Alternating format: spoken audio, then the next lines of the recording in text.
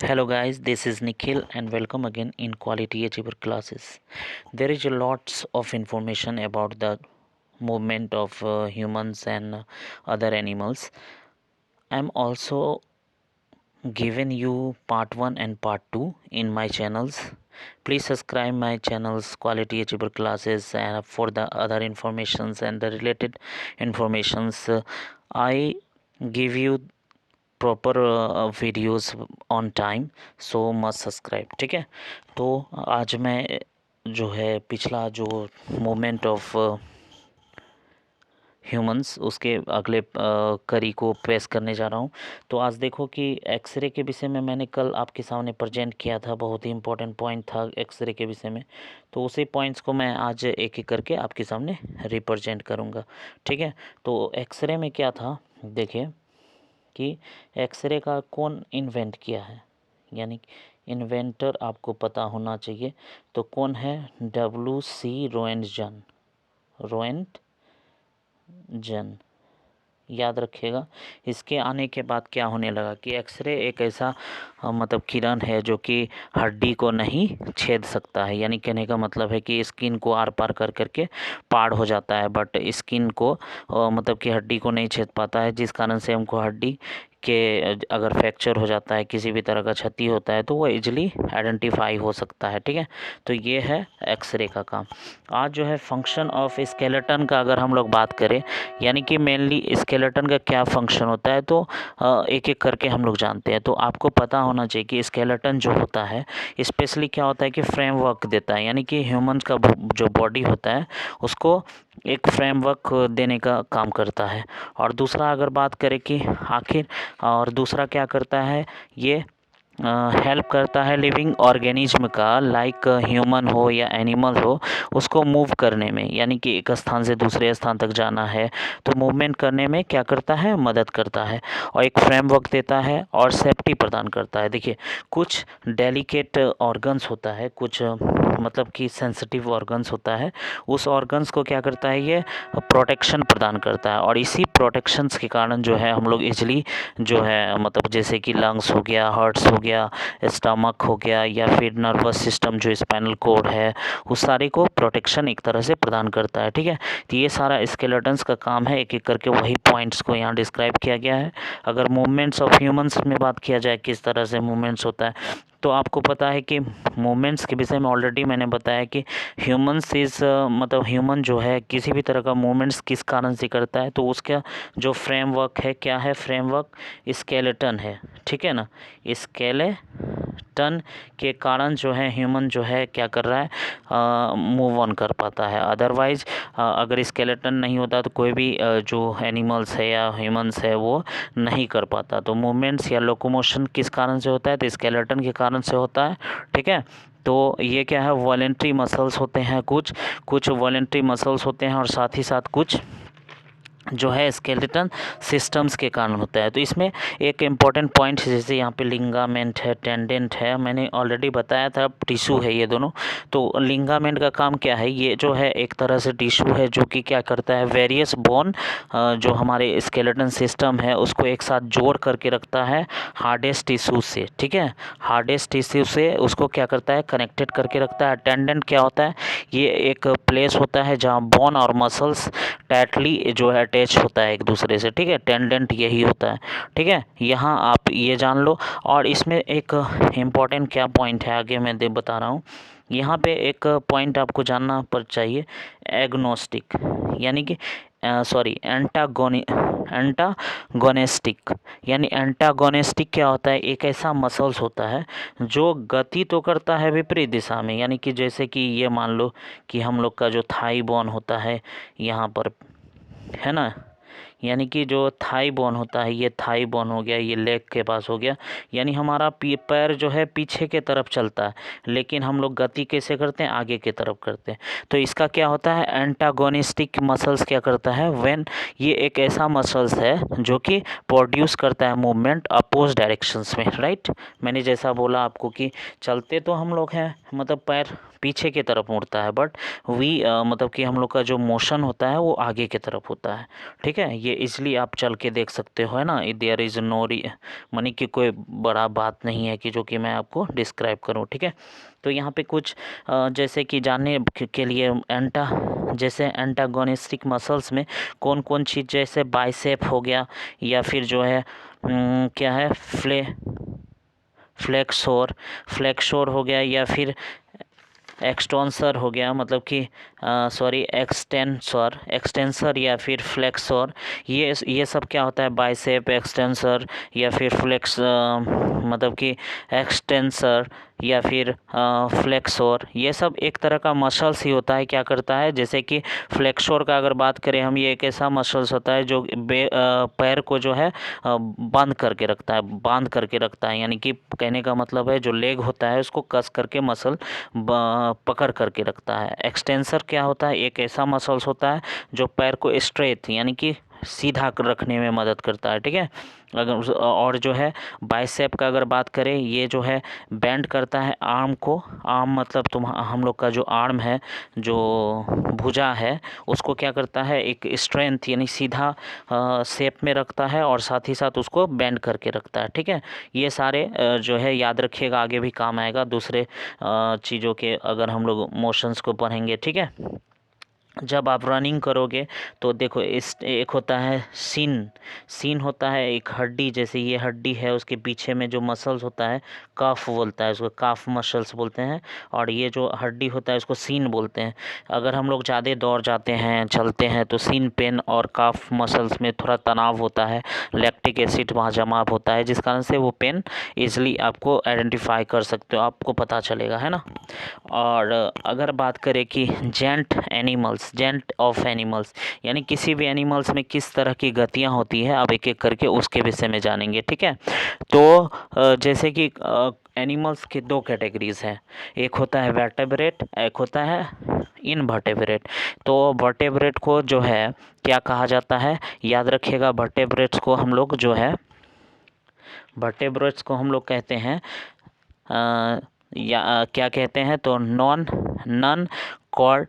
कोडाटा। इनवर्टेब्रेट को कहते हैं नॉन कोडाटा कहते हैं, और वर्टेब्रेट्स को कोडाटा कहते हैं, ठीक है। ये अलग नाम है, कोडाटा वर्टेब्रेट्स को कहते हैं और नॉन कोडाटा यानी इनवर्टेब्रेट। यानी कि इनवर्टेब्रेट क्या हो गया, जिसमें रीढ़ की हड्डी नहीं पाई जाती है, यहाँ पे ऑलरेडी दिया हुआ है, रीढ़ की हड्डी जिसमें नहीं पाई जाती है उसको इनवर्टेब्रेट कहते हैं, और जिसमें पाई जाती है उसको वर्टेब्रेट कहते हैं। नहीं पाए जाने वाले कुछ जानवर हैं, कौन कौन है, तो देखिए, नहीं पाए जाने, जेली फिश हो गया, जैसे अर्थवर्म हो गया, स्नेल हो गया, और स्पाइडर हो गया, है ना, और कॉकरोच हो गया, ये सब में वर्टेब्रेट माने कि रीढ़ की हड्डी नहीं पाई जाती है। अगर वर्टेब्रेट्स की बात करें तो फिश हो गया, फ्रॉग हो गया, ह्यूमन हो गया, स्नेल हो गया, बर्ड हो गया, ये सारे में वर्टेब्रेट्स हैं, यानी रीढ़ की हड्डी प्रेजेंट है। अब एक एक करके कुछ मतलब कि प्राणी हैं, यानी कुछ जीव हैं जिसके विषय में हम लोग जानेंगे कि कैसे उसमें लोकोमोशन होता है, ठीक है। तो लोकोमोशन मतलब गति किस तरह से होते हैं। अर्थवर्म का अगर बात करें, आई होप कि आपने अर्थवर्म को अपने आसपास में देखे होंगे। तो अर्थवर्म क्या होता है कि किस मीडियम से काम करता है, तो इसका जो बॉडी होता है वो कॉन्ट्रैक्शन और रिलैक्सेशंस के मीडियम से काम करता है, यानी कह सकते हो कि एक्सपेंड करता है, फिर जो कॉन्ट्रैक्शन करता है यानी कि सिकुड़ता है, जिससे कि बॉडी जो है मूव होता है। कहने का मतलब है कि मान के चलो, अभी दिखा रहे हैं हम, जैसे कि आगे चलते हैं, जैसे ये जो है केचुआ है, मान के चलो, तो केचुआ क्या होता है कि उसका बॉडी इस तरह से क्या होगा, पहले वो अपना बॉडी को सिकुड़ेगा, पीछे जो है लंबा जैसा रखेगा, फिर जो है सिकुड़ेगा, ये आगे खींचेगा, जैसे कि आगे कैसे खींचेगा, तो ये फिर सिकुड़ेगा, फिर ये आगे चलेगा। तो इस तरह से ये जो है मतलब कि क्या करते हैं, कॉन्ट्रैक्शन करते हैं, फिर रिलैक्स मोड में जाते हैं, फिर जो है एक्सपेंड करते हैं, उसको फैला देते हैं। इस तरह से इस मीडियम से वो जो है इजीली क्या कर पाते हैं, लोकोमोशन कर पाते हैं, ठीक है। तो यहाँ पे आप अर्थवर्म में ये देखोगे। और स्नेल में भी क्या होता है कि स्नेल का मसल्स होता है, यानी कि मसल्स के हेल्प से वो स्नेल जो है लोकोमोशन कर पाता है। ये स्नेल के दो टाइप होते हैं, इसको पीला या फिर एप्पल स्नेल भी कहा जाता है। ये एम्फीबियंस होता है, यानी एम्फीबियंस, ये जो है एम्फीबियंस किसको कहा जाता है, तो आपको पता होना चाहिए। एम्फीबियंस ऐसे जानवर को कहा जाता है जो कि लैंड वाटर में समान रूप से रह सके, है ना। ध्यान रखिएगा। एक एक चीज़ को आप देख सकते हो, यहाँ सारे पॉइंट्स जो है एक एक करके लिखे हुए हैं, किस तरह से वो कौन कौन मसल्स की मदद से चलते हैं। ठीक है, अगर बात करें अब जो है मतलब ये जो है क्या है, ये आपका मतलब कि अर्थवॉर्म्स का ही बॉडी स्ट्रक्चर्स है, उसी वो जो है मुड़ता है, आगे बढ़ता है। इससे एक एक चीज़ को आप देख सकते हो कि उसमें किस तरह से कॉन्ट्रैक्शन होता है, स्ट्रेचिंग होता है, इसी दोनों के मदद से वो जो है मूविंग फॉरवर्ड करता है। ठीक है, अगर लोकोमोशन स्नेल में अगर बात करें कि इसके अंदर जो है वेरी स्लो ये चलता है, और इसमें मस्कुलर मतलब मसल्स होता है जो कि उसको कॉन्ट्रैक्शन करने में और अब रेस्ट बॉडी को आगे बढ़ाने में जो है मदद करता है। और इसका बॉडी का जो है मतलब कि नीचे वाला हिस्सा, जैसे ये स्नेल मान के चलो है, बॉडी में सिर्फ पैर वाला हिस्सा ही निकला रहता है, अदरवाइज जितना भी उसका बॉडी पार्ट होता है वो क्या होता है कि पूरा वो क्या स्कल में कैद रहता है। ठीक है, अंदर रहता है। अगर आप कॉकरोच का बात करें, कॉकरोच एक ऐसा मतलब जीव है, इंसेक्ट्स है, वो काफ़ी फुर्तीला भी बोल सकते हो आप, काफ़ी फुर्तीला है। इसको डबल मोड लोकोमोशंस हम कहते हैं, क्योंकि ये फ्लाइंग भी कर सकता है, वॉकिंग और रनिंग भी कर सकता है। ठीक है, इस तरह से आप देख सकते हो कॉकरोच को कि इसमें 2 पेयर ऑफ विंग्स है। कितना है? 2 पेयर ऑफ विंग्स है और 3 पेयर ऑफ लेग है। और लेग में तो मैंने बताया कि लेग में बाइसेप्स हो गया, बाइसेप्स हो गया, एक्सटेंसर, और फिर जो है फ्लेक्सर, ये सारे के मदद से, ये सारे मसल्स के मदद से ये भी जो है मतलब कि मूव ऑन करते हैं, स्पीड में भागते हैं। काफ़ी मजबूत होता है इसका पैरों का ये एक्सटेंसर या फ्लेक्सर। ये सारे मैंने बता दिया, अगर आपने नहीं सुना है तो पीछे आप वीडियो कर करके देख सकते हो, है ना। तो इसी सारे मदद से जो है ये फ्लाइंग कर पाते हैं और वॉकिंग कर पाते हैं। ठीक है, आगे अगर हम लोग चले फिश में अगर देखते हैं, आप सोचते होंगे कि हम बड़ा स्पीड में बता रहे हैं, हम इस स्पीड में नहीं बता रहे हैं। जो इम्पोर्टेंट पॉइंट्स है, जैसे देखो फ्लेक्सर, एक्सटेंसर, ये सारा मैंने ऑलरेडी डिस्क्राइब कर दिया है। और यहाँ देखो जैसे कर्सोरियल इंसेक्ट्स कहा जाता है इसको। कर्सोरियल इंसेक्ट्स मतलब हो गया ये काफ़ी फुर्तीला इंसेक्ट्स होता है, आप देखते हुए होगे, काफ़ी तेज़ी से उड़ता है, काफ़ी तेज़ी से भागता है। ये सारा इंपॉर्टेंट पॉइंट्स मैं ऑलरेडी धीरे धीरे डिस्क्राइब कर ही दिया हूँ आप लोगों के बीच, आपको पता भी होना चाहिए। और बुक भी साथ में रखोगे तो और एक पॉइंट इसमें देखोगे, क्या है पॉइंट्स कि ओरोलियम क्या होता है, जैसे कि ईच लेग ऑफ कॉकरोच, यहाँ पे दिया हुआ है, छोटा सा पॉइंट है, यहाँ इसको पढ़ लीजिएगा आप, ये वाला पॉइंट कि each leg of cockroach terminally bears a pair of claws and the small hairy porous pad. इसका कहने का मतलब है हेयरी पोरस पेड होता है इसका, जिसमें क्या होता है कि ये जो है यानी कि इसका पैर के पास हेयरी पोरस पेड होता है। यहाँ जब देख रहे हो हेयरी पोरस पेड टाइप का होता है, बालनुमा, और वही हेयरी पोरस पेड को क्या कहा जाता है? एरोलियम कहा जाता है। ठीक है, एरोलियम कहा जाता है। ठीक है, ध्यान रखिएगा। अगर फिश का बात करें तो फिश क्या होता है? मायोमर्स होता है। क्या होता है? मायोमर्स मतलब क्या होता है? एक ऐसा अल्टरनेटिव मतलब कि एनिमल्स बोल सकते हो, जो कि क्या करता है कि कॉन्ट्रैक्शन और रिलैक्सेशन मीडियम से चलता है। यानी कि पहले फैलाएगा, फिर सिकुड़ेगा, फिर रिलैक्स होगा, इस तरह के, जिस तरह से मैंने केचुआ में बताया है उसी तरह के माध्यम से आप कह सकते हो इसका स्कल को फुलाएगा, बॉडी थोड़ा सिकुड़ेगा, आगे की तरफ चलेगा। लेकिन इसमें जो है ना एक चीज़ और ध्यान देने वाला बात है फिश में। देखिए कॉकरोच के बारे में यहाँ पे दिया गया है, जो कि मैंने ऑलरेडी बता दिया है। बर्ड्स फिश के विषय में मैं डिस्क्राइब कर रहा हूँ।